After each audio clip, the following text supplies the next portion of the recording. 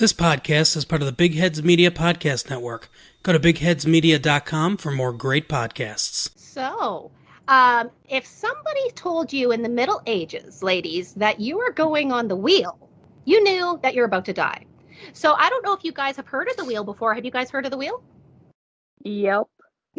As they're giggling evilly in the background. Oh, we heard about that wheel. We know. Oh, we've heard a thing. We know about or it. 12. Like the thing on like a wagon.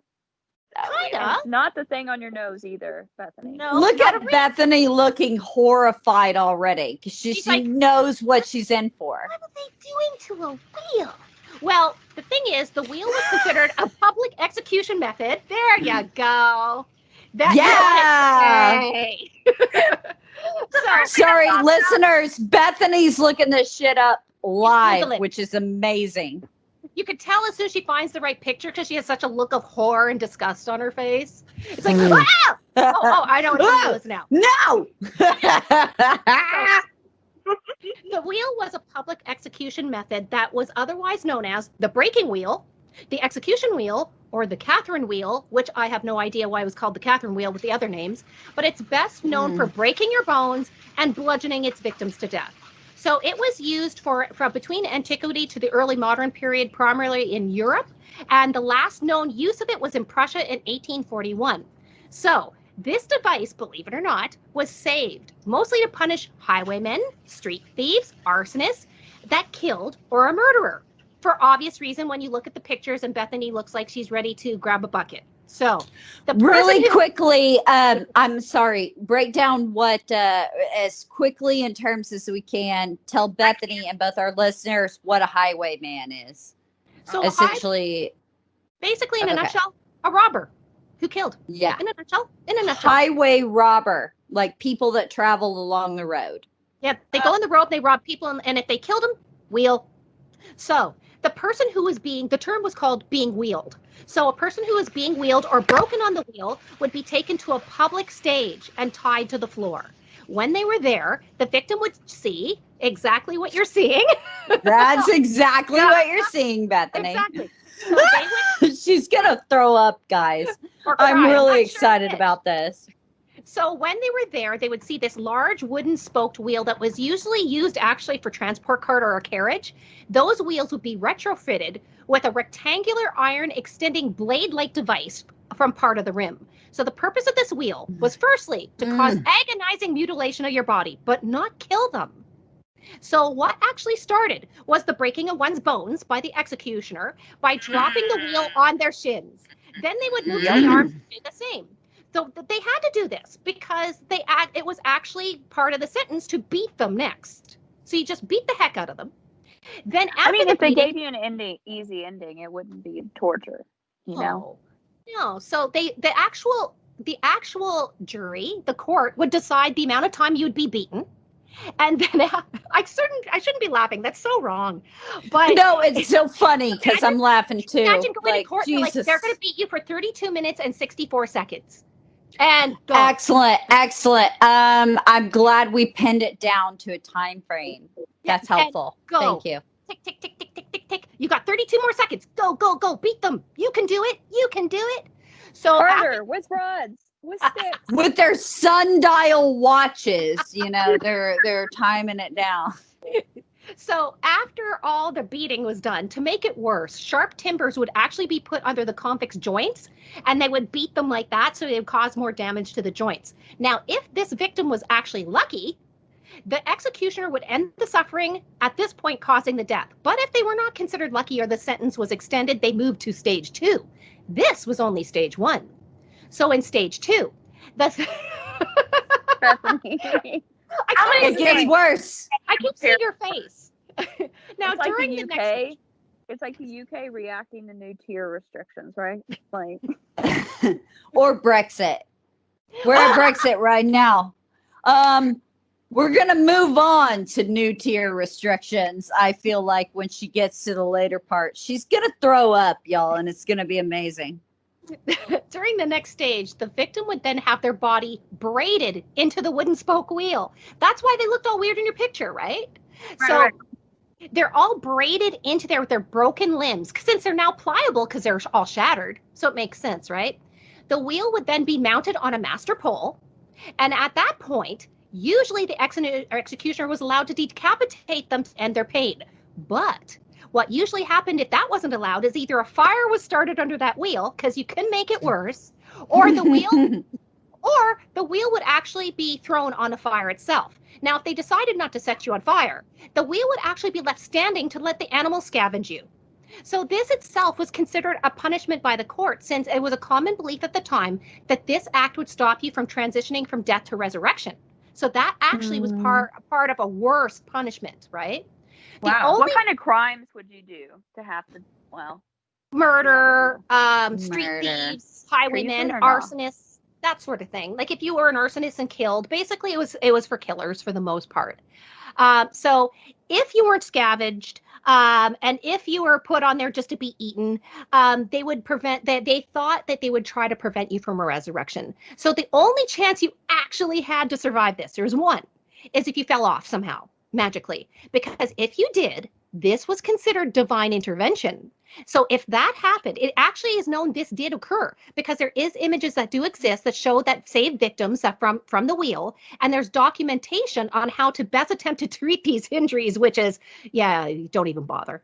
So in one documentation case that they had of somebody on the wheel, it actually resulted in charges against another person. So on October 1st, 1786, in the former German county of Tecklenburg, a man named Hendrik Stoll was being executed by being broken on the wheel because he committed a murder. So in the court's decision, Henrik was to be broken by having the first stroke of the wheel crush his chest, which at the time they thought would kill him instantly. Right. The executioner was told by the court that Henrik should be secretly strangled first before that happened. So the people who came to watch the execution was actually pretty shocked to watch what they thought was a severely botched execution. They thought that poor Henrik was actually alive through the whole thing after he was put on the wheel, and they put him up on a pole. So the town physician decided to climb this pole and check on Henrik after the executioner left to discover the guy was still alive. And he died like in 6 hours later. So what happened is they charged the executioner with malpractice. The court determined that the string he put around the neck to choke him was not pulled tightly enough, and the wheel wasn't heavy enough, which resulted in his chest not being crushed. They also discovered that one of his legs was not broken according to the proper penal procedures at the time, and that the nails they used to nail his, this is where get the bucket. The nail they used to nail his head to the actual wheel did not penetrate his brain. So, well, he didn't die. It was priced too low. It didn't penetrate his brain enough. So what they actually thought after the fact is the executioner didn't do this because either A, he was grossly incompetent, but then they realized it was due to he actually recently converted to Catholic religion, from the Catholic religion to the Reformed Church, which drove him to do what he did. So the court actually couldn't find enough evidence that proved that he wasn't completely incompetent. So they decided to ban him from ever working again as an executioner, which I think is a fantastic idea. And he was further sentenced to do 2 years of hard labor for his crimes of not killing a person properly. Well, damn. What a damn. It's amazing. Oh my God. I'm just. So, this is the best. What are you in for? Oh, I didn't kill somebody properly. Yeah, when I tried to nail their brain to like a wheel, I nailed too low, and I didn't like break all the legs. I just broke one of the legs, and I totally didn't crush his chest. I only crushed it a little bit. I miss those. Yeah, pretty much. Now, the interesting thing is we are now up to our next torture device, which has been brought up a couple of times that you guys wanted to see for Bethany's reaction. This is going to be probably your worst one. So, Bethany, you're going to fucking vomit. I'm really, really excited. Now, all torture devices were invented to cause a specific result, but the next item is no different. It had a specific result in mind. It is considered one of the most brutal and the commonly used items, and it was called the Judas's cradle, which is also known as the Judas chair or the guided cradle. You may not want to Google this one as fast, but I'm totally thinking you're going to Google it.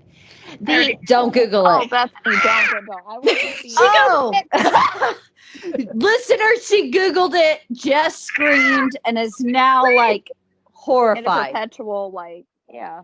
And that's what we specialize in horror. Here at Horrifying History, we specialize in horror. Oh, you nailed it! Cause look at her. It's amazing. Go ahead. Go ahead. Hey, I can't look at you nailed it the same way just after hearing about nailing head, okay? Yep. Yep. Yeah, sister. There you go. That's the picture.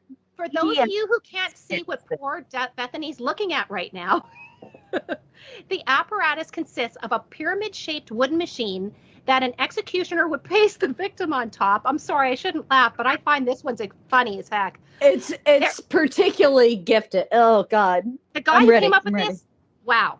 Their hands and legs would be tied in a way to prevent them from shifting their weight. So the feet would be tied in a way to make it that the victim's pain would increase if they ever moved. So that pointy edge of that pyramid would be inserted in a place that was meant to have things come out of versus going into, and the weight would make them go lower and lower and lower. Now, sometimes to speed this up, a weight was added to the victim's legs or oil was placed on that pointy part to help increase the damage.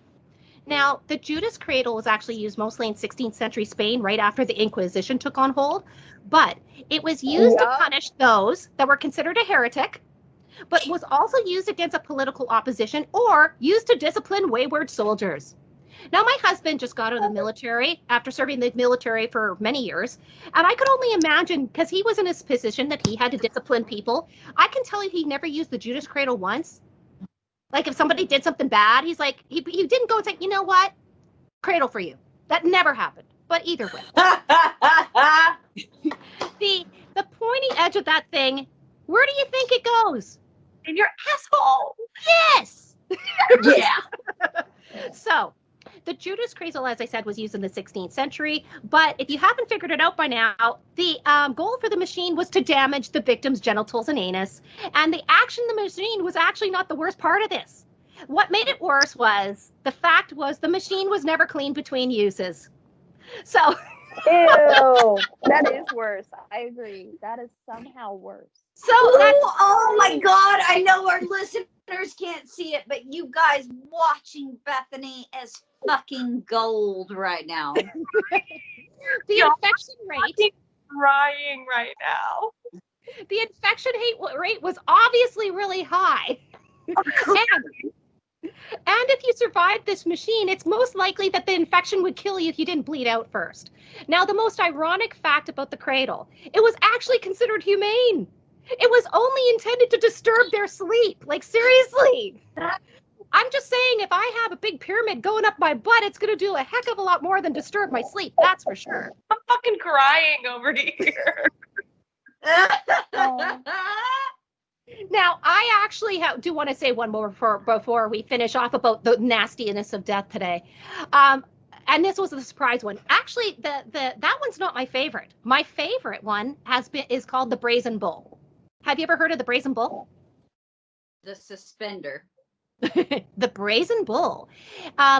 It's a kind of a debate between modern scholars if it's propaganda or if it was real. Now, this actually was also called the Bronze Bull or the Sicilian Bull, and it was an alleged torture device designed in ancient Greece. Now, basically, I'm sorry to laugh again because this one's so full. This is going to be amazing. Go ahead. There was a man named Pyrrhios, and he was in Athens, and he invented this as a new way to execute people. So it was said that this bull was made out of solid bronze, and it was hollow with a door on one side. So according to the legend, the bull was designed to be the size of a real bull, and it had an acoustic apparatus somehow inside that converted the victim's screams inside to come out sounding like a bull making a noise, right? So So they put the guy inside, and then they set a fire underneath. The metal would heat, and the person inside would turn into bull barbecue. So after the body was charred, it was said the victim's bones would be made into jewelry. So the funny thing about this story, and that's why I had to go tell you guys because I think this was hilarious. Who do you think the first victim of the brazen bull was? Any guesses? It was the guy who invented it. It said that Okay, that's interesting. because he apparently That is interesting. he bragged about it, and I quote, he said, "His screams will come to you through the pipes as the most tenderest, most pathetic, most melodious of bellowings." He actually thought he deserved a massive reward for coming up with this idea, but that wasn't going to happen. So people were so upset by his bragging, they decided as a punishment, hey, let's test out his sound system. They convinced this guy, hey, why don't you go in the bull and check it out and show us how it works? And he's like, yeah, sounds like a great idea. So he climbs inside, they slam the door behind him, they start a fire, and he starts screaming, which sounded like a bull. And before he died, they opened the door, let him out, and then they threw him over a cliff.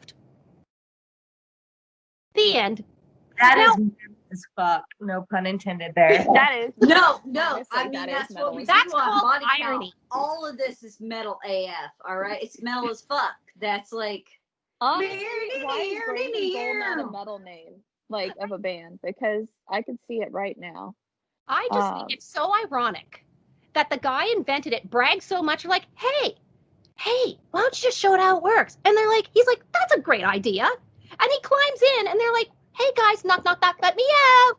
It's a little claustrophobic in here. What's that smell? It smells like barbecue. Oh shit, that's me. I want you to know that I looked up one of the things you'd researched.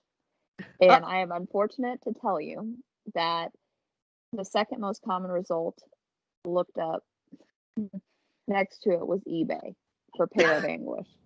Oh no. And I admit No. now I'm really You can get that on wanting- eBay? no. $119. $119. No. Which means now Brenda has to tell us what that would do. Well, the pair of anguish. Well, I guess the That best was way to the- say it. Am Well- I correct, Brenda? And where you insert the asshole and then they suspend you by it like our Neapolitan favorite king? Nope. Have you ever had a situation that you're like, Yes. say your partner is just like talking about something you don't care about, and you're like, I just wish you'd shut up? Yeah. Yeah. Majority Pair of of my- anguish would come in Daily. very handy. So basically what the pair of anguish is also known as the choke pear. And it is an instrument that was invented as a way to gag or prevent people from speaking in a really nasty, gross way. So just for the record, if you ever see the picture of this, people who are listening, there's a lot better ways like duct tape to take care of it. Like just grab some silver duct tape. So the interesting thing about this, there's actually no contemporary firsthand accounts of these devices or them being used. But by studying the design and that having metal on some of these dated, they're actually tied to early modern period, which is about 1600s. In the writings that they found from 1639, the creation of this device is attributed to a thief. It is said that this thief would use this as a mechanical gag to subdue wealthy Parisians, while he and his accomplices would burgle their homes. Again, a lot better ways, like duct tape. Yeah, that's a good picture. Yeah. Of That's it. it. It's not a spoon. Definitely not a spoon. There is no spoon. So Here's the thing, Brenda. We're going to release several social media images, I suspect, as we get into this. It's not going to be a one and done campaign, if you will. I So don't you're know how. So do you want to know how this thing works? No, God! No, God, please, no! No! No! So, Yes. so obviously Yes. it was intended to be put in somebody's mouth. Probably, I'm guessing like the Judas ball Cradle, they probably didn't wash it. So what it was intended to do is they put it in the mouth. There was a key on the side and they'd crank it. And what they called pedals would expand outwards to stretch the mouth to a capacity beyond its limit. So it would basically tear your mouth. There is very little evidence that points to it actually being used the way that they said it was supposed to be used. But there is an actual number of devices that exist that have 3 to 4 pedals like lobes that are driven outside by turning a key, which spreads out the pedals. Some, but not all, have spikes that are put on the outside of each leaf that would drive into the various locations of somebody's mouth and throat. But these actually don't match the descriptions of what they said that the pair of anguish actually did. So Is the pair of anguish actually real? Was it not? I'm not sure, but I personally really don't want to know. Love will tear us apart, am I right? Yuck. Ugh. Yuck. Even that almost a little bit got me, because I was going to ask you about supposedly Ferdinand I of Naples used it the reverse way, if you will, a literal torture device in which one was hung that way thusly from the anus, or penetrated that way from the anus. Oh. Well, the reality of it is, let's be very grossly honest. When it comes to torture, people know where the sensitive areas are. And we all know where they are: mouth, eyes, nose, junk. If I were to torture somebody, that's what I'd do. I would just go for the area. Well, yeah, I would go for reverse the it. I would go for the sensitive areas first. That's You know what? supposedly what Francis I reported, and supposedly what many an Italian lord had purported, is that there was a reversal of that. And again, like it's just hearsay of the day. Ferdinand never wrote, "Yes, I reversed that to be an anal probe," obviously. But it is something that a lot of folk, including, and you even find it in papal archives, and that he reversed its fucking use. That's one thing I found when I was researching a lot of these. If there is a way that somebody can come up with something really bad to hurt somebody, there's going to be somebody else to find out another way to use it a lot worse. What's That's interesting? the only place I found it, is the papal archives about Ferdinand I, but that also is very dependent on sort of Borgia archives. So who fucking knows? But Exactly. I feel like if it was to be more effective in the mouth, Jesus H Christ, what it couldn't do the other way. What's Mhm. as I'll I'm tell you what. going I'll tell you. images, I've come across the heretic fork.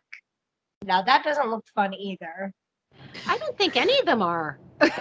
No, I mean, but I have to admit, out of all the ones, and I don't think you've talked about this one yet, but the Iron Maiden, as Yes. metal as it sounds, it looks Yeah, to me can the you least really metal. quickly throw in the Iron Maiden for us? Because I explained it to Bethany, and this is so bizarre because I needed like a visual reference, right? But Do here's- you remember Tim Burton's Sleepy Hollow? Mhm. Anybody? Yeah. All right. Essentially, how his mother was supposed to have died, kind of.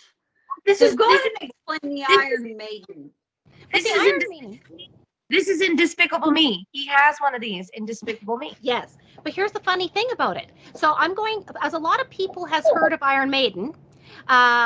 I'm going to put it out there for the metalhead listeners out there. If you've probably heard Iron Maiden.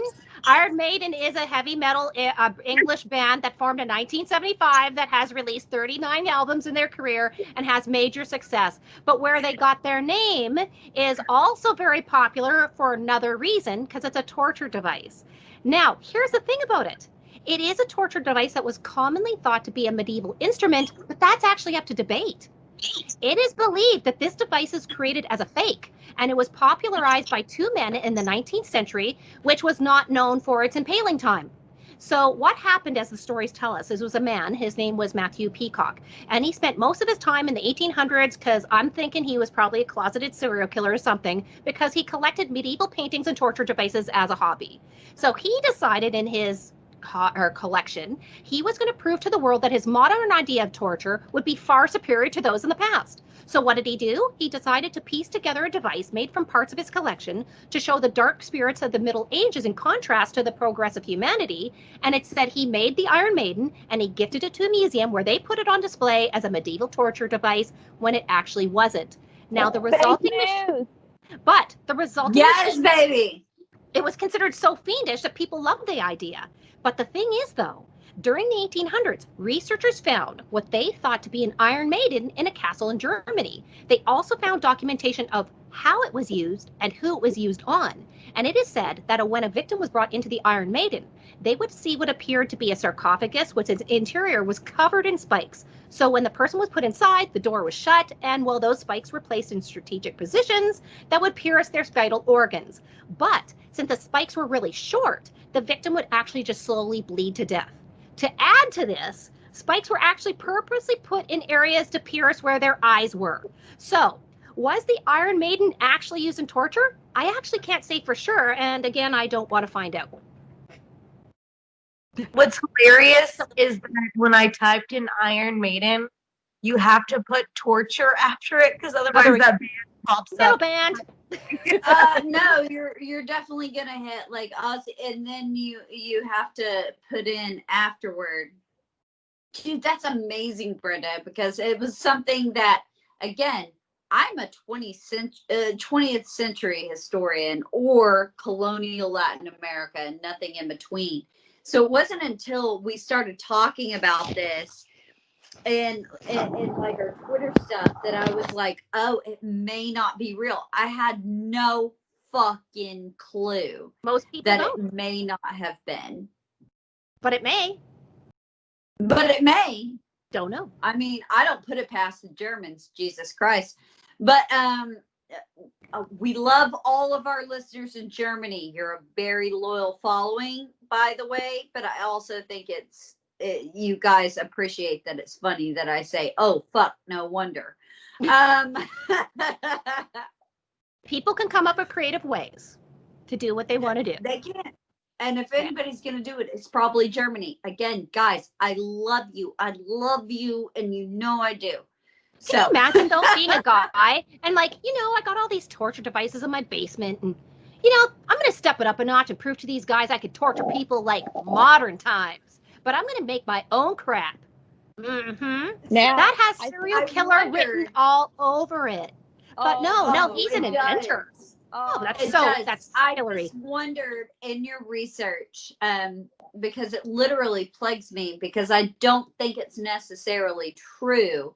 The stuff about Ferdinand I inserting shit up people's rectum and then suspending them thusly. I don't know based on that device that's necessarily applicable.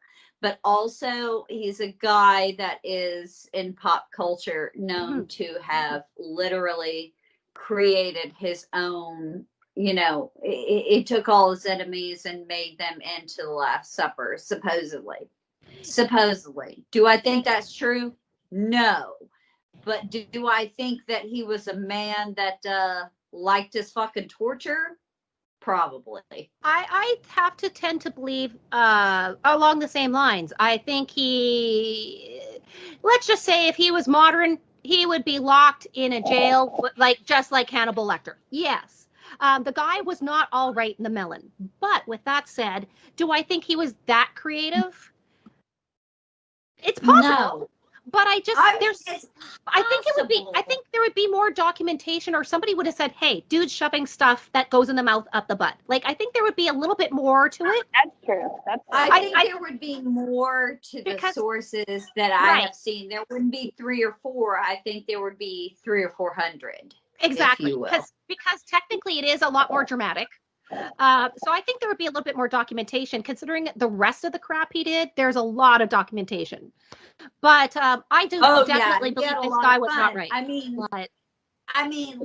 Literally, there's a lot of documentation to him literally taxiderming his enemies and creating. There's more to that than using that particular device in the anus to kill his. And so I think maybe not.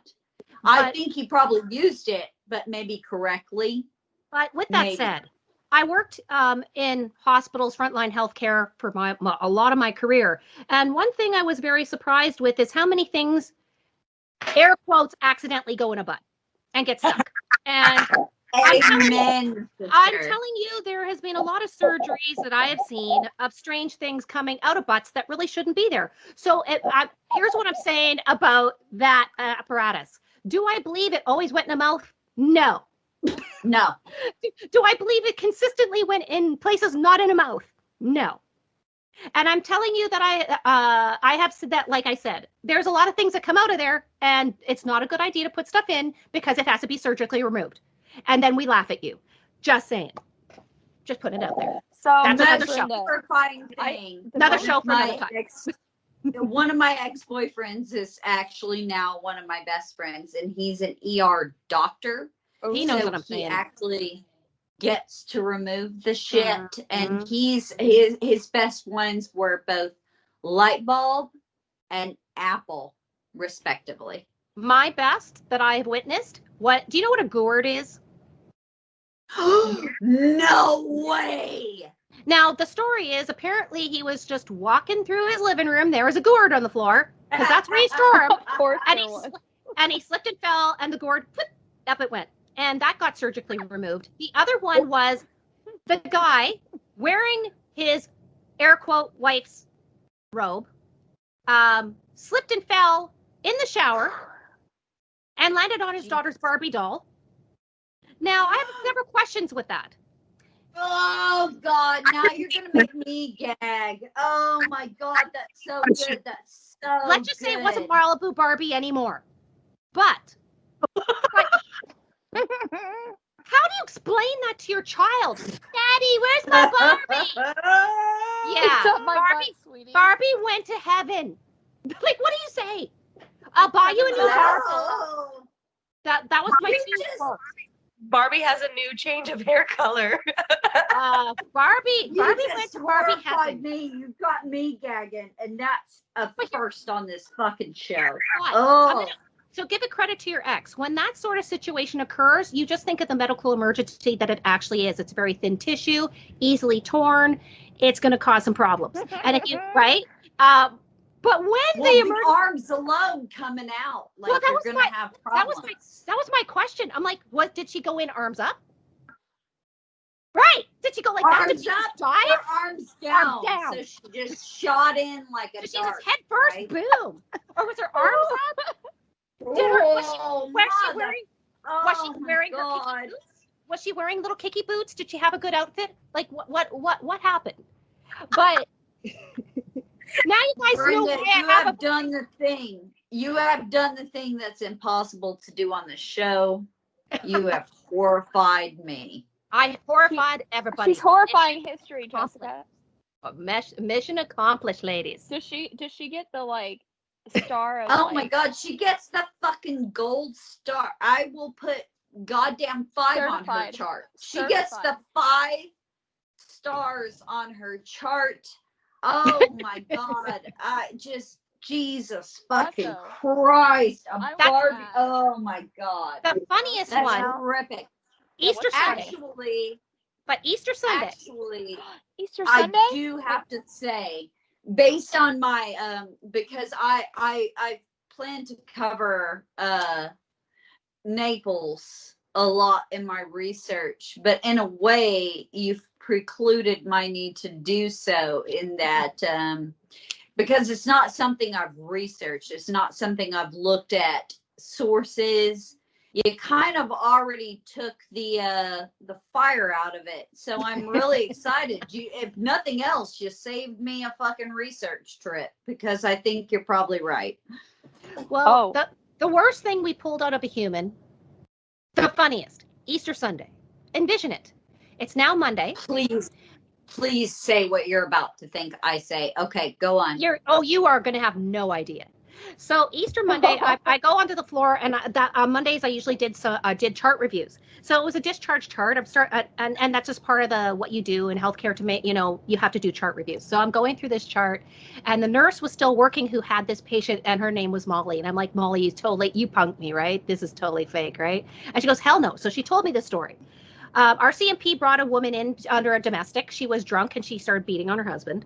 And when they got her there, the cops showed up. She ran into her room, locked the door, and then she alleged she stepped on her foot on a piece of glass. So we had to bring her in. Then she alleged she took a whole bunch of drugs because she was going to try to end herself. So of course she had to go to emerge. We charcoaled her. And so heads up, guys, for all your listeners, and this is not a history thing. This is just advice. When you say you always can wear clean underpants because If you're in a car accident, well, that's very important because it's very likely. Because what happens the first thing, if you're unconscious, they put in what's called a catheter. So you don't pee yourself.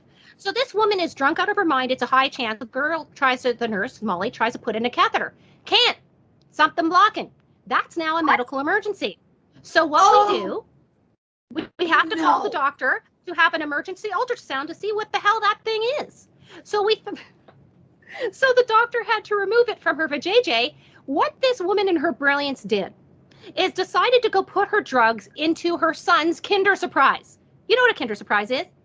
Yes, we do. Okay, so what she did, and there was the question I had for the nurse. So what did she do? Did she like unwrap it? She ate the chocolate. She built the little toy, then put her legal drugs. It was friggin' Tylenol, people. Tylenol. You can buy that at Walmart. She puts it in the Kinder Surprise and shoves it in the vajayjay. What the actually? Why? Why? So, of course, me being the jackass that I am, I snuck down to the local drugstore because all the candy was on sale because it was Easter Monday. And I bought everything that I could that was an Easter egg, like Kinder Surprises, and I would just put it where the nurse was. And she's like, stop it. That's so gross. I'll never eat chocolate again. I'm like, come on, I can't resist. Here, have another Kinder Surprise. Stop it. Just stop it. But literally, ask something really she stole quickly? her kids' Are candy. y'all's? Oh my God! Are y'all's Kinder Surprises where they're in the chocolate? Mm-hmm. So you have the little chocolate shell, and then you have the little plastic inside, and there's a toy. So that's what we literally had a whole episode about this with Bethany's mom, and that in the United States, Kinder Surprises, on one side they have the prize, on one side they have the chocolate, and in Canada and everywhere else, the Kinder Surprise is in the chocolate. Correct. So that makes it, for our American listeners that know what Kinder Surprise is and eat those, they know it's on the other side. So that is that much more fucking horrifyingly. Yep. She took the chocolate. That was my question. What happened? What happened to the toy? You took it out of your. To suck it. She had to suck you it make off to put it. She had to break. Well, you can break them. You can break the little candy. So what did she do? The cop's knocking at the door. Come out. You're arrested. She's eating the candy. Just a second. I got to build the toy. She puts the toy together and she's like, oh, okay, let's Tylenol. Yoink. There's better ways. Exactly. She sucked it off and put the Tylenol into the toy. Oh my God. No, not into the toy. The toy comes in a little plastic shell. So So it's So that's what went up there.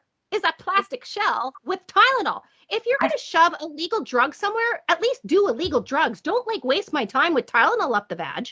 Really. Yeah, right? Seriously. Heroin or make it interesting. But then it got even better because, obviously we're going to pee test her. She's charged. She's got drugs in her vag. So if you come into a merge and you're under the age of 80, you're pretty well getting drug tested. If you fall, especially car, doesn't matter. So we go and put her, she's in a catheter, we drug test her. She actually tried to go, she called a lawyer and she wanted to sue our hospital because we drug tested her. And she said because she was drug tested, that's what you got the charges with her for having drugs. And therefore it was our fault. No, you're the dumbass that got drunk, beat your husband, and shoved Tylenol up your vag and stole your kid's toy to do it. That's not my problem. God. And that's why I hate so it's the classic. If it's the classic, I wouldn't have got caught if it weren't for you meddling. But if she hadn't have shoved everything up her vag, she would have been cool. Oh my God. We never would have drug tested her if she didn't shove a Kinder Surprise up her vag. Exactly.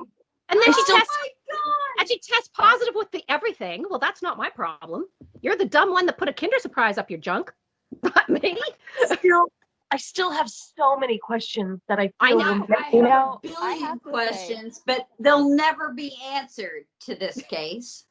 No. I have to say, the one that grossed me out of all the things you put on your list, Brenda, was actually one that, on the surface, seems like meh, all in a daze. It's the whole torture by sawing. Oh gosh, yeah. But if you think about it, that's just easy. That's like the lazy man's torture, right? It's like, hey, you know what? I'm gonna make this end a little quicker. I'm gonna get a cross saw, flip you upside down, and just saw you right down the middle. I know that's just kind of like an easy out, right? doesn't it? Easy, like an unpleasant out. Now, if I were the torturer, it's like almost like you're like, okay, you're burnt out from torturing. Oh, here comes another guy. Oh, I don't want to put the effort. I'm really tired. I had a bad week. And I that want to one put him on was the an wheel. actual, was that one Yeah. actually a confirmed medieval torture? Yeah. Because some Yeah. of them, as we've Yes. discussed, were not. They usually went bottom to top or side to side Keep through the the blood abdomen. flowing or not? Pardon me? More Keep the to blood? not. I think it would be more to be like torture victims that don't intend to stand trial. Right. Like you're just done. Right? Yeah. It's like, to me, that sounds horrible, and I know I sound like a total horrible person, but the reality of it is, if you look at this, it was used for almost a quicker result, I guess. It was like, how you're not going to go and survive that very long. That was just an end, right? So, for example, there's a lot of examples this was used. Actually, like for example, they usually did it to kill off enemies as the quickest way. An example was Perius. He was actually she was the wife and sister of Darius II, who was considered by experts to be the power behind the throne of the First Persian Empire. So apparently, she just instigated a whole bunch of bad stuff and embedded herself into court intrigues, and by doing that, she pissed off a lot of people. So one day she said, "Hey, I'm going to go and kill off my daughter-in-law and my siblings." So she actually didn't kill the daughter-in-law because her son said, "Hey, I like her, so don't do it." So then she decided that I'm going to do it anyway, but maybe I'll just go with her sister. So she sawed her in half. Now, after Darius II died, she decided to up her game. So she poisoned the sister-in-law. She and just started sawing people. So she kept power. And another guy who did it, Caligula. Caligula, he just did it, and it said that Caligula would actually invite people over for dinner, and he enjoyed watching these executions. Oh, Caligula. Right. He said he apparently watching people being cut lengthwise down the body was a great appetizer. Guy wasn't normal. You know, the thing is, if that's the appetizer, then I guess what I'm curious about is like, What's the main course? right, and then the dessert. There's a reason we call them the bad emperors. I assume shellfish after that. If I know anything about Caligula. Well, interestingly enough, they actually do have I don't know if you heard about it, in Italy and Spain, they have a tradition called sawing the old woman. Have you heard of it? So yes. it's on the fourth Sunday of Lent. So the custom actually consists of the young boys around the village running around looking for the oldest woman. They make a wooden effigy in her likeness, and then they saw it straight down the middle. It is thought that this is a spring ritual that is symbolic of the winter being defeated. What the fuck? Like, I can think of better ways. What the fuck? So essentially, it's like bonfire night and what they probably did with old women, if you will, back in the day. So there's just different degrees of torture. And I think that's what we learned today. There is the creative one for the people that are really sick and they're enjoying it, wheel. There's people who have a little sexual overtones with it, you know, Judas Cradle. And then there's the people who are just a little lazy and want to rush through this, sawing. I agree. The whole spectrum. The whole spectrum. We covered it all. Now, the one thing that I feel like is like one of the, I don't know, have you guys seen Braveheart? At the end. Yes. Are you talking about drawing and quartering? Yeah, that's a classic, like, so to speak. So that one for me would suck. Well, they all wouldn't be enjoyable, but to me, I think that sounds like one of the worst. Other than the Judas Cradle, because that's just nasty. Yeah, because the concept is Bethany, and this would be like a really like naughty offender. So like high treason, right? Like fucking rebelling, like launching an invasion. I was gonna say, explain it to her in worst possible terms. Well, the idea, and here this is the underlying concept. The idea is you don't want your enemies to sleep well, and by sleep I mean die well. So now let me ask you this: what would you think, like out of context, before googling Bethany? What does hanging, drawing, and quartering mean? Give us the Crayola. Ask me. What? Say that again. Give me the Crayola on what you think hanging, drawing, and quartering would entail. I really have, honestly, at this point, I have no idea. As I laugh evilly in the background.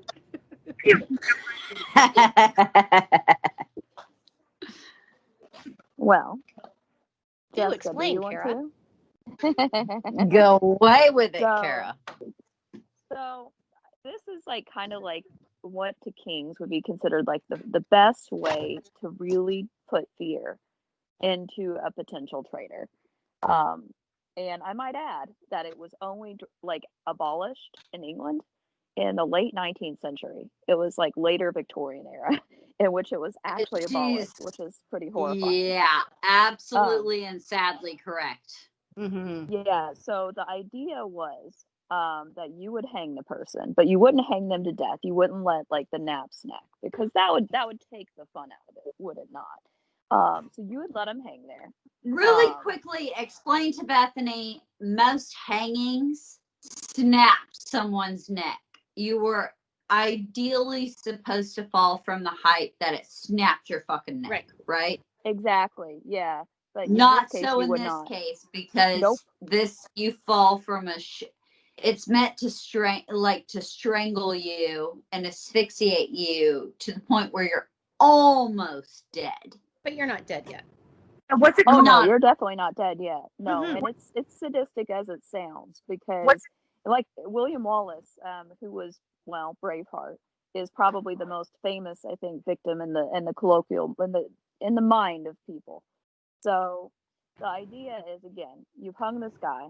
He's been sentenced to death. Wait a minute, for wait a traitorship. minute. She's got a question and it didn't What's your come question? across. Ask it again. What's it called? Hanging, drawing, and quartering. Or just drawn and quartering. You find it. Yeah, either or. Find that. The I'm waiting to see the HDQ. horrifying look on her Find face. the etching HDQ. on drawing and quartering. Let's see her face. Sorry, listeners. There she did. There it is. Listeners, we just hit fucking gold. Oh, Bethany is gonna. Oh, she gagged. She gagged, guys. Like, legitimately, we have hit fucking gold. There we go. So the concept Yeah. is hanging is considered a traitor's death. So that's the symbolism in the hanging. Okay. And again, unlike a common hanging, yes, indeed. Yeah. Sorry, she's showing us a picture, and I'm fist pumping as if I am a member of the what was that fucking Jersey Shore, if you will. I'm fist pumping hard. So I want to give you an actual quote describing this from a firsthand witness. And he witnessed, he was a chronicler. It was, I believe this is in the 14th century, but basically the greatest and most grievous punishment used in England for such as offend against the state is drawing from the prison to the place of execution, where they are hung until they may be half dead, and then taken down and quartered alive. So I want to go into that. So what that means is you're half dead. They take you apart and they cut open your bowels, because you know what they're going to do with your bowels, Bethany? They are literally You got it, Bethany. Yep, they are going to take the inside organs and put them in different parts of the country. If you're like William Wallace, let's instill the knowledge that you're a traitor. They're Maybe put your head pulling in the traitor's them cage. like shit's gonna be pulled out while you're alive. Organs are overrated. Don't need them. Just pull out those intestines. I love how this is Turns the out you don't this is need the 'em to vanilla die. of torture. Yeah. This is the vanilla of torture. The HDQ, the classic HDQ. It sounds like a sandwich. But trust me, it's less awful than the wheel. Yeah. No, because at this point, usually people, I mean, usually after at the drawing part where they're like splitting you open, oftentimes you would die. You would die. before the quartering would happen. Yeah. So If by you the were time lucky. that you're actually amputated, like where the limbs are actually cut off and put on pikes or put in different places symbolically, if you're England and you really want to say those Northerners need to learn. North, south, west, and east. But also, Kara, you haven't described to her what the true quartering process was. Mm-hmm. No, you can go into this. I Look at that picture. No, it's not good enough. I'll go into this. All right, go into Bethany. Jessica. So what they did is tie your limbs to horses Oh, here. and whip. Oh, Hold on. she's seeing the fucking picture. Yeah. So, yep. There we go. You got it, sister. They would tie your limbs to different horses and spur them in the 4 different directions and rip you the fuck apart. That's like So you're dead by quartering, TBH. Yeah. And that's why I might add that that's where Braveheart gets it wrong. They do vastly get it wrong. I agree. Now, I would agree that they get a number of things wrong in that movie, but that's the most important. actually, you know what that bugs me the most? Pivotal. Is the fact that they're in kilts in Braveheart. Because that tartan wouldn't have been. I was gonna say that That's what bugs me. What bugs me the most is the term of prima noctua, which is not something that English kings ever thought about, like terming. That never happened. Yeah. But it's interesting that if you think about it, that would be more of a rich man's death because you need a lot of stuff to do it. If you think about it, right? You need horses. You need to afford that stuff. But one of the more popular techniques that doesn't actually have a lot of notoriety as much attached to it is actually death by boiling. Have you ever heard of that one? Think about it. You'll just need a pot. I've heard of that one because, my dear, I did 6 parts on motherfucking Genghis Khan, and that's where the idea comes from. Yeah, they just boil them. And it's actually just that simple. You put them in any sort of boiling liquid. It's like tar or tallow or water. And basically you just Bethany, they would have these great big cauldrons and fire it for days. You just cook. Like, it would be... Just like yes, that's exactly it. Yes. But here's the funny thing. In 1531, England actually passed the Ninth Statute, which made boiling a person alive a form of capital punishment for murders committed by poisoning, which was they considered high treason.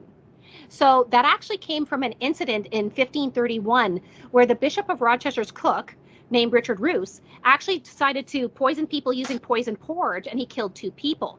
So they tortured him for a while to get a partial, quote unquote, confession, and it resulted in him being boiled to death, which I think is very ironic since he was the cook and he made porridge. So, so they made porridge out of him, which is fun. But they use that actually for counterfeiters, swindlers, coin forgers, and for people who poison people. Here's the scary thing, though, about that one. It's actually used today. It's used for punishment for rape and murder in modern times. And actually, one former ISIS commander actually referred to this as their current execution methods, which included boiling people alive in engine oil. In 2012, here's it's going to hit home for you. In 2012, an American prisoner named Darren Rainey was boiled to death, apparently, by guards in the prison in Florida, and he suffered burns to 90% of his body. So it's actually done today. That's what I find is the most scary about that one. It's actually simple. You only need a pot, get some water, throw a guy in. But it literally was done as recently as 2012 in the United States. Oh, yeah. All you have to do is get a pot. In. You know what threw me is that when I looked this up, it really looks like a giant, universal bathtub that I was maybe like, oh, hey, it's bath day. They're going to the Roman baths. They're just getting clean. A lot. They're just getting clean. Now they're making people soup.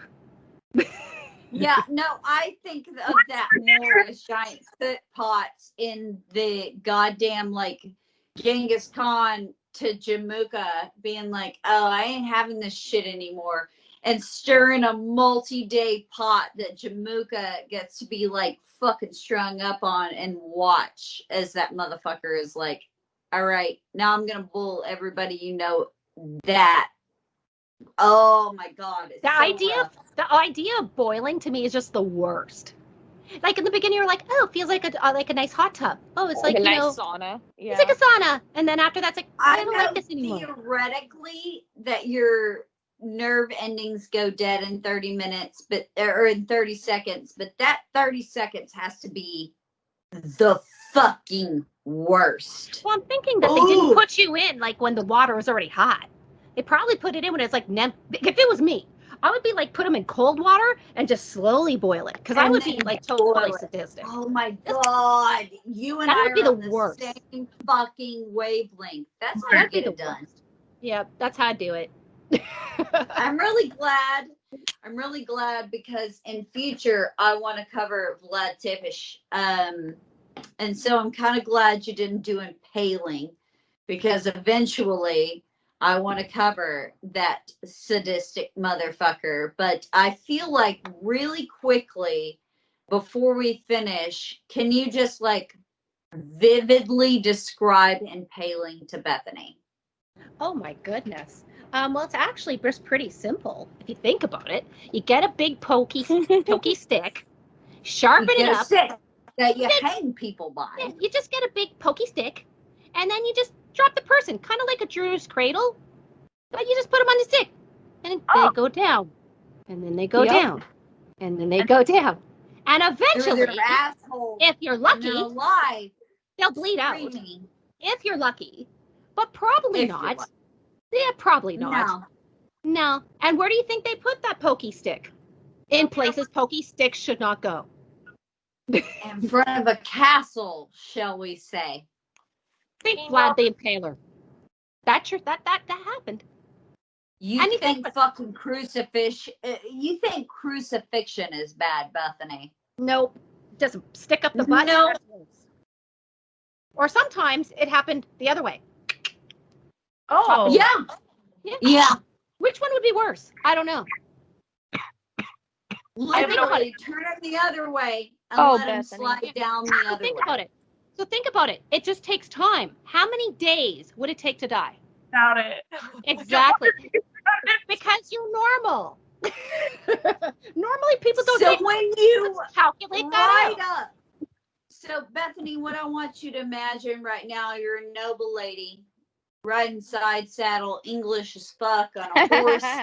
You picture yourself in it, right? You're this noble, innocent woman, and you're riding to the motherfucking castle of Vlad Tepes, and you see fields of impaled. Fields of motherfuckers impaled either way that His Highness so But discerns. think of how brilliant that guy was. He didn't have the forces to win. So, yeah, that's brilliant. That is like mental warfare. It is. After everything he went through as a child, which Bethany is fairly rough. We'll get to the psyche is pretty. And he's kind of it's broken. pretty rough. I mean, like, don't get me wrong, the Ottomans fucking deserved it. So now you have this Catholic member of like the Dracul Society is like, fuck it.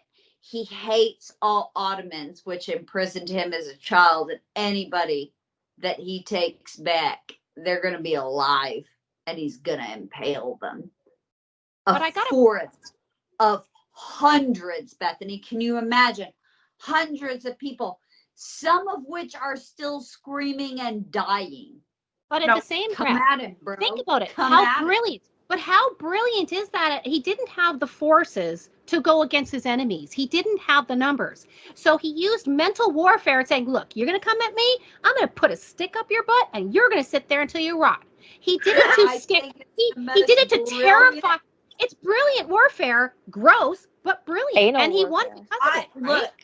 Look at me. I'm a huge fucking fan. Because if I did not have the forces to hold the Ottomans off of my fucking my Balkans, like, tiny kingdom, you better believe fear is the way I'm going to do it. And God, did he nail the fucking part. Because I promise you, you don't want to ride in there. Because if you don't win, that's your fate. And think about it. What is the actual And he's definition gonna of have terrorism? fun with it. He decorated with it. Yeah. What is the actual definition of terrorism? Terrorism is to put terror into people to make them follow you because they're too afraid to defy you. Ding, ding, ding. You got it. One fell swoop, He's just one of impale 100,000 those. people. You're good. He's one of those like William the Conqueror. I feel bad about how much I kind of love him. You Like, love to damn, hate. that's What way he I did would've was done really it. wrong, but it was effective. You got to say it was really effective. Yeah, He won a 'cause war he's gonna by come just killing a against whole the bunch of king. people. Yeah. His entire empire falls after his death, but while he was alive, who comes after the king? Well, it's just like, you ever see the movie Iron Man, the first Iron Man, where he says, what should you do or what can you do? Can you be respected or feared? Why can't you be both? Isn't that describe Vlad Impaler like perfectly? Why can't you be both? That is I mean, why honestly, to be a Cesare competent ruler, you Borgia, have to. Yeah. You can't just Cesare Borgia was had to be both. instinctively studied by Machiavelli for that reason. Yeah. What are you gonna do? And it's funny And then because there's Bethany, who's like, nope. she goes, who am I talking to? These guys are just not normal in the head. They're talking about impaling their neighbors. And, oh, that was just me. I'm sorry.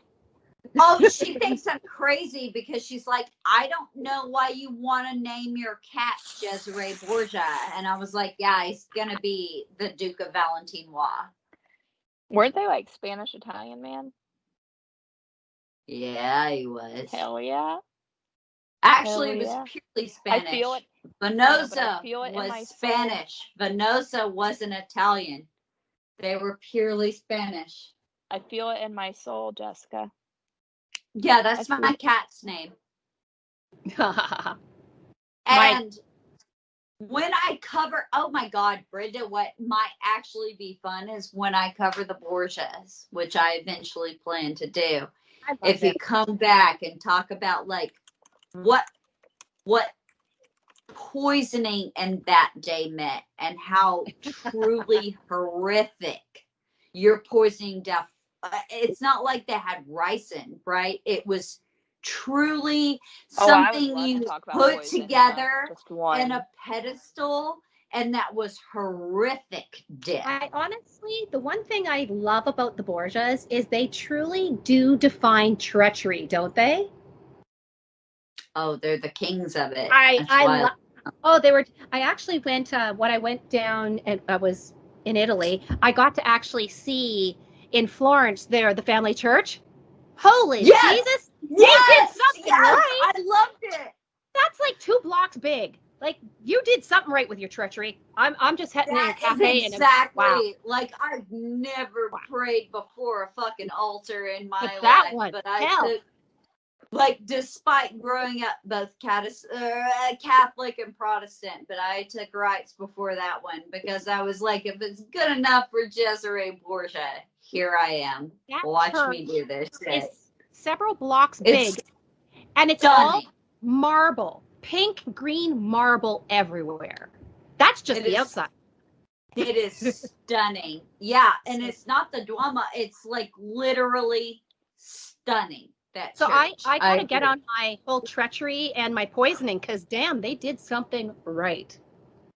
Rather Machiavelli, I will always think did something right. Oh, for sure. All right, guys. Jesus, we are so freaking thankful. I can't even outline how thankful.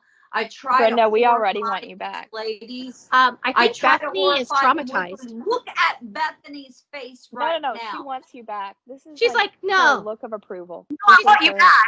I want you back. I just need time to process. I'm so scared. Well, it's like Don't the come back. NSYNC song, right? Want you back or something like that. That's No. exactly it. No, I mean, if we could do choreography, like if Bethany as a dancer could automatically choreograph right now what we're trying to describe about how fucking much we want you back, and like literally how much our listeners are gonna We want you back. Also, like it's kind of a Michael. No, Michael Jackson's now a problematic figure, right? Never mind. So let's not bid on that. Oh, Bethany's laughing at that. What an asshole.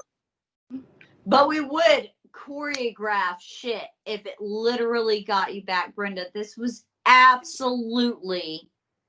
Oh, just so you all know, Bethany has now choreographed exactly. I know you can't see this. So I think the next step, Jessica, is she I has to think come I'll back probably and talk about post body this to snatching. Patreon for money.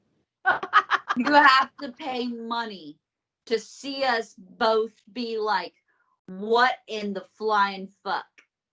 Well, should we tell them what we were discussing earlier, and maybe because I will most definitely, without any hesitation, come back to hang out with you guys, because this was Go fun. ahead and plug it. Go ahead and plug what you made me back for. Oh, dear listeners, for the next time that these lovely ladies will have me back, what we've discussed doing is, firstly, buried alive. Stories about people who got buried while they were alive. And then, for the second part, we're going to talk about what's called resurrectionists. And these resurrectionists were the people that dug up the bodies for money. So, yes. What kind of adventures will ensue? Tune in again. Can we talk about a little spiritualism, maybe? Oh, we can do that too. You ladies can have me talk about anything. Can we do spiritualism in America and Canada? Less English? Gosh, yeah. Oh, okay. Hell, yeah. Because She's right in that region, man. Where I live in Ottawa, in Canada, it actually, I did a story talking about, which was funny. Twitter, I got attacked by some people that were, how can I put it right, have different belief systems than I do. Who are they and where are they from? I don't want to say that. I don't want to say their political affiliation, but you will get it pretty quick. Who presumed by the title "Occultism in Politics" that it means evil, supernatural, the demonology. No, that's not what the definition of cult is, or occultism. So occultism, for those of you who don't know, is actually the belief in the supernatural. So a couple of our prime ministers in Canada is very well known to be spiritualists. They just hid that because they didn't want the Canadian public at the time to know in the office that they were spiritualists and using the spirits to give them advice. So one of them actually, but they all live in Ottawa. All of them were, because that's where the seat of our power is. Like you guys, it's Washington. And there is, I have pictures, it's actually on my social media, of when I visited one of these areas and I got to do a tour of it. And this one prime minister actually built a seance room. And so we got to do a tour on Halloween. My husband decided to surprise me for it, not last year, like we were walking out, but last year, to go see the Laurier House. Prime Minister. Yeah, so we went to the Laurier House, and we got to hear all about how this prime minister did regular seances and Ouija boards in his house, and when he traveled abroad. There's many diaries that's available here in Canada and actually through Europe. They're actually in museums of him documenting all of his spirit rappings and stuff like that. And he was very specific that he wasn't going to use it for advice to go make the decisions of the Canadian politics, but he actually did not take the advice of the spiritualists and the spirits. They told him to originally keep in power, which he chose to, because apparently his friends were telling him that. But what he actually decided to do is when the spiritual says, no, it's actually too much stress, you're going to die. He's like, yeah, no, I'm good. And he died. So I got to use. Can I, by the way, say, like, modern things that have been released by the American government, and I'm not saying aliens, I'm saying UFOs. These are videos that have been released recently, but I will also credit Canada for being the impetus of that, from what I understand, in the State Department, and that they also release these things, and not like aliens, but unidentified flying objects. Now, whether you think that's the fucking Nazi bell or whatever you may believe, like, it is interesting footage, and so Well- I'm really into it. Well, here's something that you guys will get a kick out before I have to get going. But the funny thing is, I was asked to recently to go on another podcast, and he was saying to me that I know that you guys, and it's more of a timeline. They do a specific time in history, and he's like, "What would you want to talk about in the show?" Because we were thinking we could do A, B, or C, and I'm like, "Well, actually, in that time frame that you brought up." Since UFOs is a big thing right now, one of the best documented cases of UFO sightings, believe it or not, happened right by my hometown, right by my house, but by one of my dad's neighbors. Did, baby. And I'm like, I might as I well know go talk about. And it's actually by a guy named who's Bill. I won't give a last name. And Bill, I've known my entire life. He is the coolest old farmer dude that you ever met. Very max relaxed, very, very down to earth, very serious. And he is the one with his family that's seen these UFOs on their property, which is approximately 10 miles from my house where I grew Holy up. So shit. that's what I'm going to review is Bill's, who he told me it personally, what he's seen, and it's documented. Bill's story. Yeah, I know. Just a different Bill. Bill Cooper is not the guy that like brought it all to the attention of the United States government in Blue Book. Like all this is well documented. I'm super effing into it. Oh my God. But here's Brenda, also the can weirdest I thing. be on that episode when you interview him? I'll let you know. But That's here's the best so part. many questions. But here's the best thing. That's not only the spooky thing that happened where I grew up. I didn't find this out until very recently. Where I grew up, have you heard of a Wendigo? Oh, the Wendigo No. is my. Oh. Oh my God. This is the weirdest freaking thing because I want to research Wendigo myths Yes. with a friend of mine who's a doctor. Like, we want to put out a book on the Wendigo. Like, Well, this there's- is so weird. The Wendigo is actually part of indigenous culture, and basically it was used historically as a way to deter people from cannibalism because you got to imagine in Canada and the States, winters get cold, food gets scarce, so it was a way to demonize it even worse. So the Wendigo, basically, if you get possessed by a Wendigo spirit, they're the ultimate hunters. They're considered a cryptid, and they will basically hunt you and they will eat you plain as day. That's what happens. One of the best Wendigo cases that happened in Canada happened about 5 miles from my parents' farm where I grew up. Didn't know, had no idea. The guy ate his family by my parents' farm, like ate my mom, brother, all his kids, and his wife. Then he went back to a place called St. Albert, Alberta, to a mission to basically not confess, but he was having a mental breakdown because he ate his family. Went that mission, I just moved from St. Albert, Alberta in the last year, moved to Ottawa. That mission was 1 kilometer, about a mile from my house, where he went, and he was hung for his crimes about 5 kilometers from my house. I had no idea until last year. I'm like, so when my mom and dad was saying that I need to come in when I was outside playing on the farm at night because a bear was going to get me, it wasn't a bear, it was a Wendigo. Why didn't you just tell me the truth? Wendigo. Oh my God. Okay. Can I ask you? This is the weird. I'm sorry. Like, our listeners are listening to this, but they also know I have a massive intent to do this. Is to write a book on Wendigo myths. Can you go ahead and do your own podcast on it? That's great. But can I interview you? Hell With yeah. the person I'm planning to do this with? Oh my God, it's going to be so good. Yep. I don't have that because my heritage is Southern Indian. We have different scary things, but the Wendigo is the most interesting of all of our Native Americans. And that's like a native thing, Canada native thing. And also upper Midwest, like beyond Bethany. So it's I'm really excited to do this. Like, the Wendigo is interesting. It's not like Sky Coyote, right? Which is what I grew up with. Like, it's different. It's vastly different in its devouring technique. It's not like something. It's not something that's going to come from the sky to get you. It's a real monster, and that's amazing. Mm-hmm. And they will get you or possess you. That's the difference. Yes, they will. So that's why the guy went and ate his family. He alleged that he was possessed by a Wendigo. Yeah, he did, because they take on skinwalker qualities. And the interesting thing is, we all deal with in the Southwest. So it's fucking amazing. And he was the first person to be hung in the province of Alberta, and happened just as right before the province turned into a province. First person that was hung to death in the province of Alberta. To find out it happened down the road from my house. It's like, what? I was told fairy tales growing up. I wasn't told about the monster that was in the bush that was going to eat me. You're not expecting the Wendigo, and you're not expecting the Skinwalker. Exactly. Thank you. The Skinwalker, it haunts where I'm from. So it's an interesting, no, I always grew up with the Skinwalker, and you grew up with the Wendigo. So I think it's massively interesting. Mm-hmm. Oh! Guys, Brenda is the most heavy metal guest.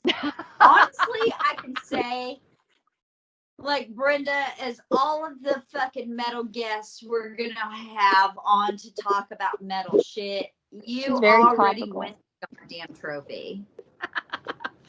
Give me a 5-star review. That's a good point. Yeah, you have to give her 5-star reviews for her pod as well. You have to give, if you listen to Haunted History, and please No, go Horrifying listen History, to that. ma'am. Horrifying History, Jen. Yeah, Haunted was Ma'am, taken. Sorry, I'm drunk. Everybody knows I'm drunk. If you go I and already listen reviewed it. to Good. Horrifying History, give it those 5 stars on iTunes. Give it that follow on Spotify. Subscribe. Whatever else you may be listening on, exactly. Subscribe. If I have my way, you'll start with the Disney episodes. No, you'll start with the ghost ships and the Mary Celeste. I just feel like, okay, I'll get to the Mary Celeste, but I feel like a lot of people have kids that probably listen to podcasts, right? Probably not this And show. you're bored as fuck watching those Disney movies.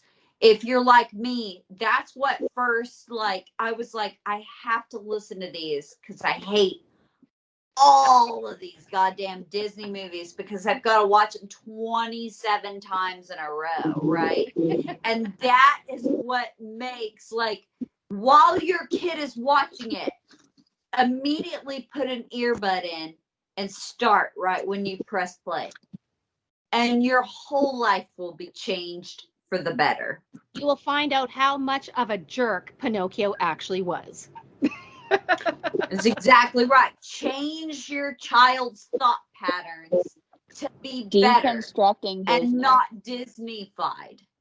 Exactly. I mean, this is a guy that took a Nazi cross and was proud of it. Just FYI, like he's fucking Gerald Ford. Oh, Henry Ford. All... Poor Gerald.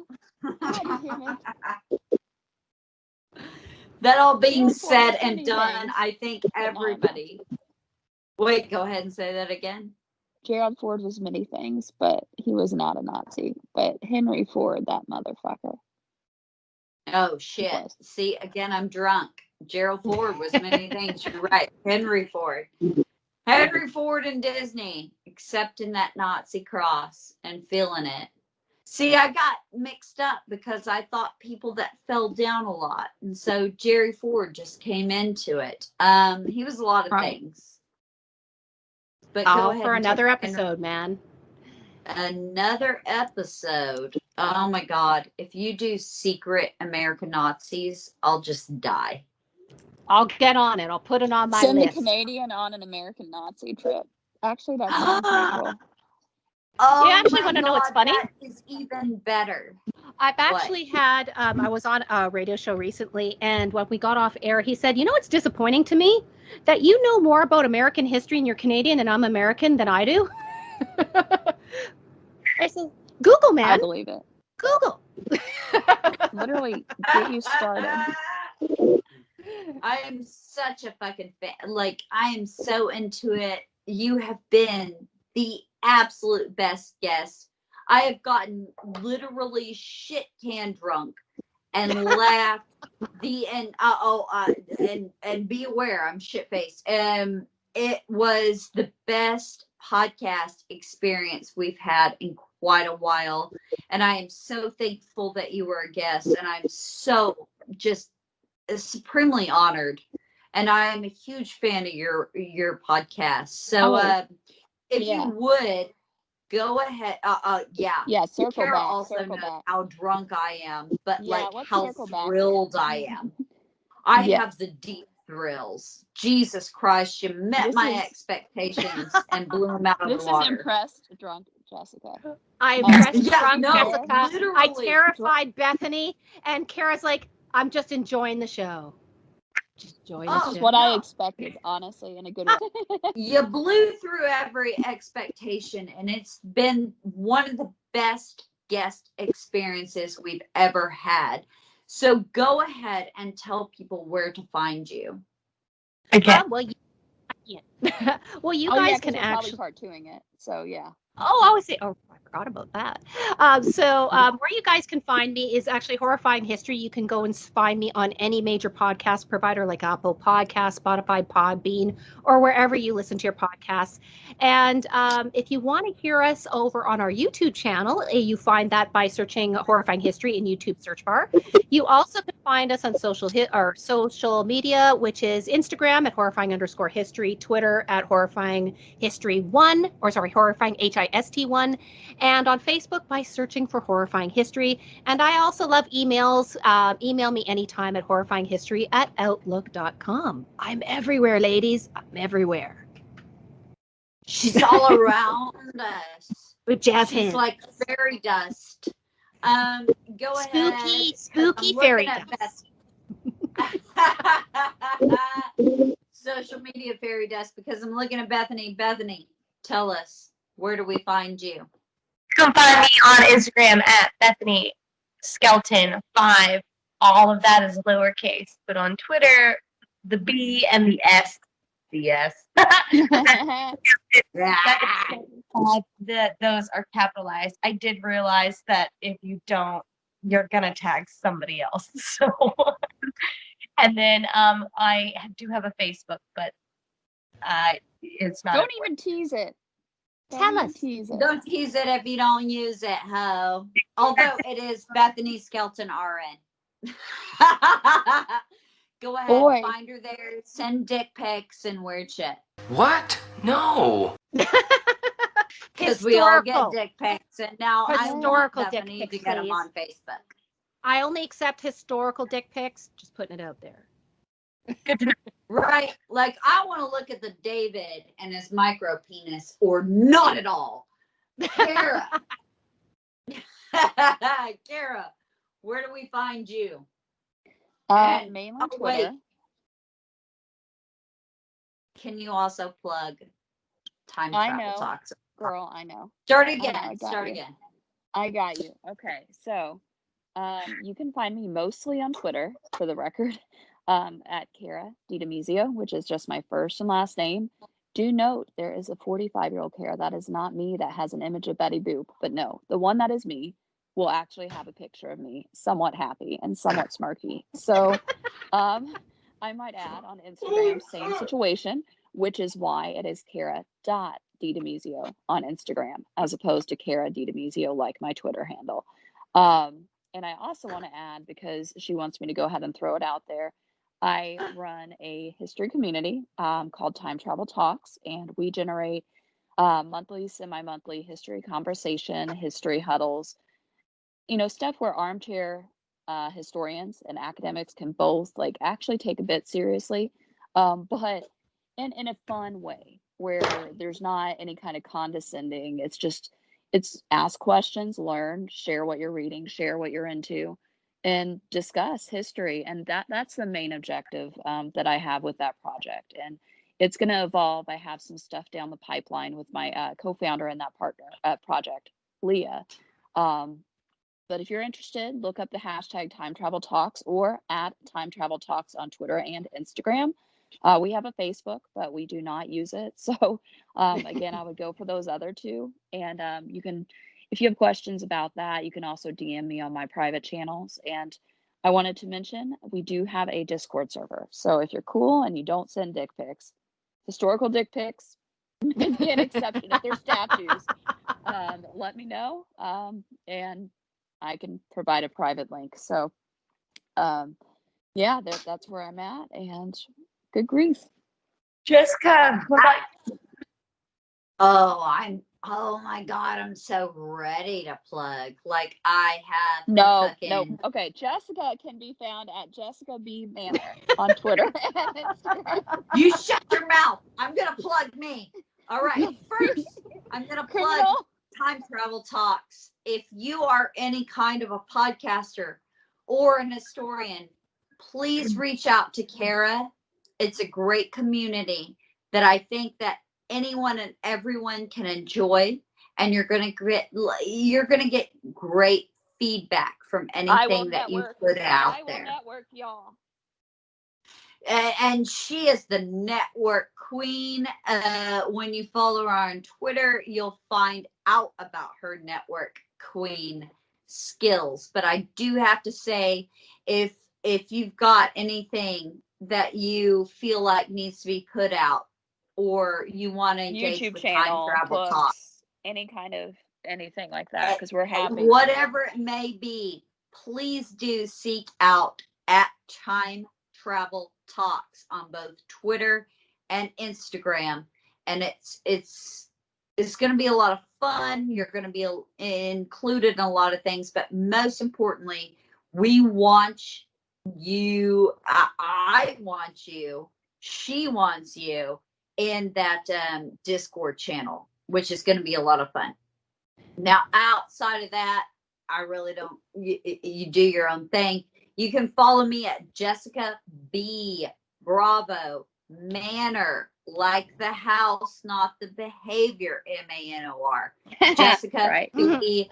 Manor on Twitter and Instagram. Now you can follow the show, which is the most important thing, at Body Count Pod on Twitter, Instagram, and Facebook. We put out things from OTDs to, I don't know, links where we're all being weird and talking about stuff.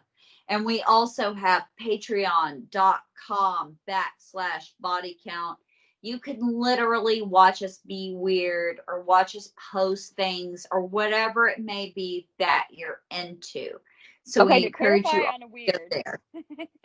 Clarify. Yeah, and it's going to be weird.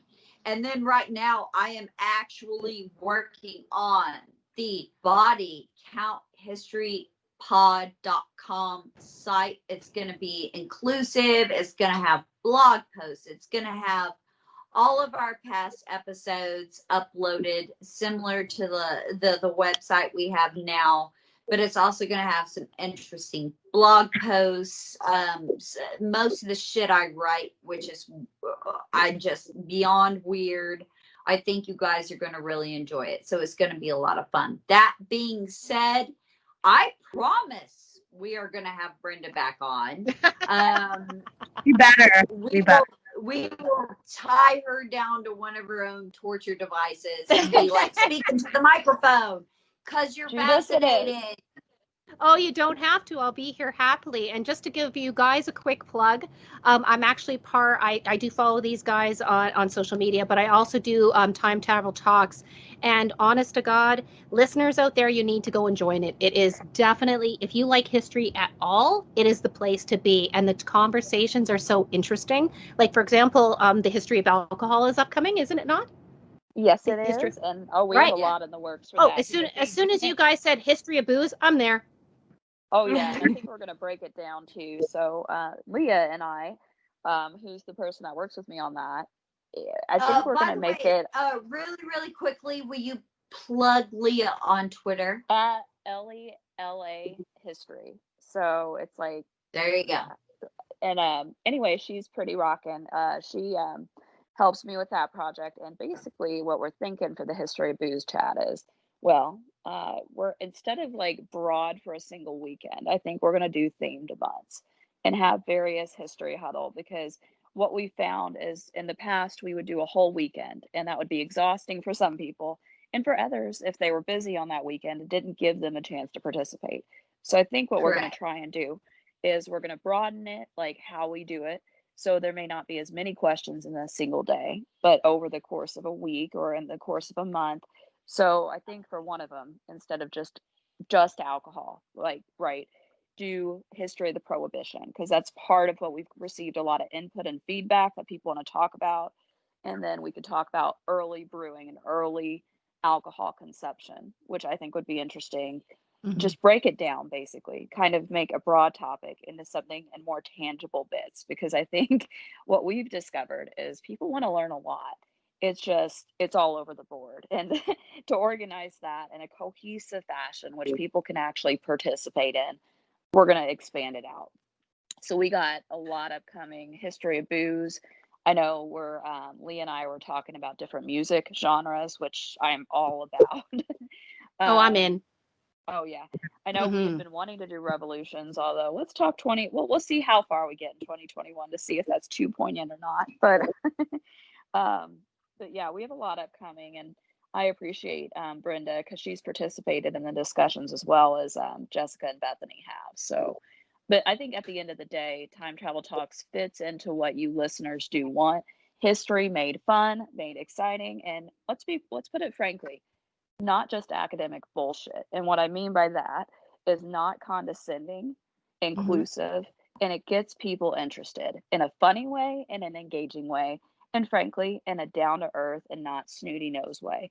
That's end all goal, I think, is if history is going to be learned from, it has to be taught in an exciting way, even if it makes Bethany gag every now and then. So Makes And it that's exactly it. And we kind of fit into that. Like, you guys know, if you've been longtime listeners, I am not a fan of academic bullshit, besides being kind of an academic asshole myself, and engaging a lot of them. But I will say, like, it's a really fun thing to do and a really fun thing to be part of. And no matter what you contribute, no one's going to judge you.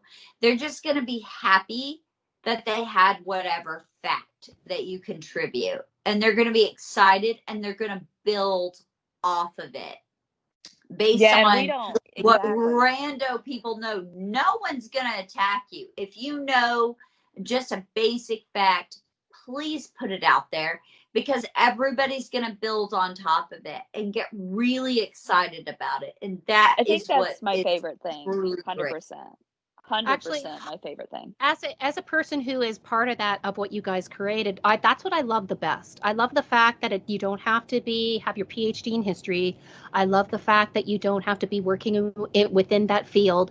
That everybody has their own comments, their own statements, and with inclusivity, it's welcomed, and it brings up for a lot of really interesting and different conversations comparative to the classic historical conversations, which is like, here's your textbook, read it, and that's it. It looks at history in a completely different way. And like, for example, it brings things to my head that I would have never have thought about before. So I personally really enjoy them, and I'm looking forward to more in the future. And I truly think everybody should go and take a check out of that and join up. Oh, yeah. Yeah, and I think our most recent ones we had done were espionage, which, let me tell you, fuckers, that's a little broad-based. And then literally, we have somebody on Saturday to talk about espionage within a specific period of time. Like, it's insane. Well, actually, I thought that was very interesting, because one of the questions, I think it was, what do you think the perfect job or the perfect scenario would be to become into espionage? And like, I think my life is perfect for that, actually. I'm a military spouse. I've traveled throughout the world in Canada because of that. I have to go to all these meetings and what do you call parties and stuff like that with all these people of importance that have all these power. It'd be so easy for me to be a spy, and no one would even figure it out. You're basically Nancy Wake. I'm ready just to go. Just sign me up, CIA. I'm ready to go. And I know about torture. Good to go. Also, ma'am, you need to join the Discord and be active. Definitely hit the highlights, Brenda. But it's something where fun, like, even Bethany, like, can get down with time travel talks. Like, there's something for everybody. I do what I can. She does well, y'all. Like, she's underestimated. So I'm saying, like, if you have anything you want to chime in, whether it be something that you find interesting and want people to answer your questions, literally you can do that right here. Or people that are just contributing answers to the point that you don't have questions. So please go and do that.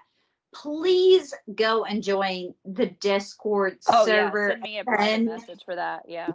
Send Kara a private DM, and she and Leah will look at that and do whatever needs to be done. On top of that, we're always interested in your questions. And just like your general comments, I know you're all very good at it already. Finding body, Jesus Christ, Jessica Manor at bodycounthistory.com. I know you already have that skill. So it was a lot of fun. Brenda, I mean, my God, it fucking blew my expectations out of the water. Like, I did not expect to be this horrified, but here I am. Yay! And, ma'am, this is where I knew was going to happen, because I was like, this is what I envisioned, and it played out perfectly.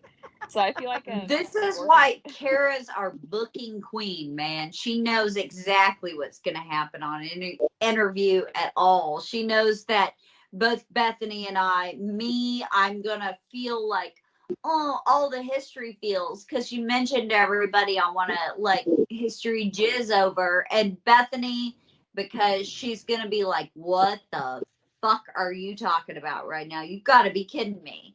So it was amazing in every expectation. So I think thank this is a you, two-parter. Brenda. What do you think?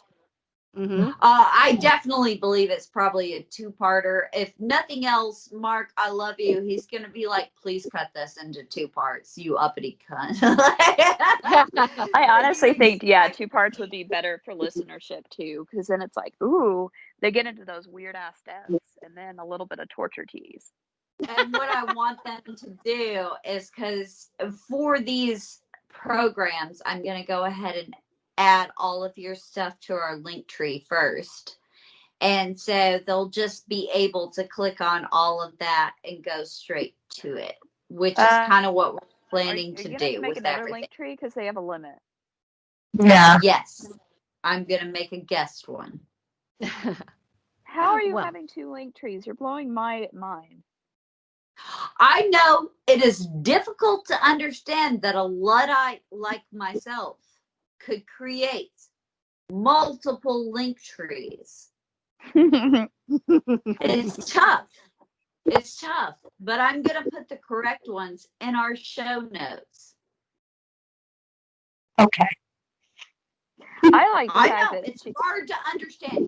It's hard as a person who just discovered what Linktree was, in a way that also just now understands what Tinder is, because I've described to Bethany before, no, that's how you start a fire. And she was like, no, it's a website. So it's really interesting. But I do understand Linktree now, and I hope to create one for each of our guests, and that not hope to, going to. So, And on that note, but we're gonna legit end it. Please end the recording. Go and listen to Horrifying History. As you can tell, this is 110% in your wavelength. It's a great podcast. Be about it.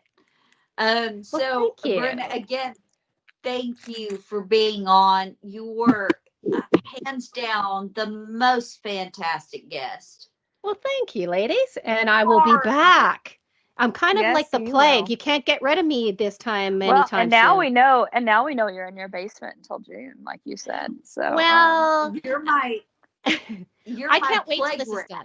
I can't wait till this is done, because when you guys see when it's done, hell no, it's gonna be beautiful. I'm actually I'm not gonna be looking at 2x4s and on cement floors anymore. I'm gonna have a fireplace in my podcast studio. Looking at my unfinished podcast studio right now, if you mine's will. sad. No, yours is beautiful compared to what I have. I have studs and cement. I have the pipes just covered because the plumber came in. They just put the cement down like a week ago.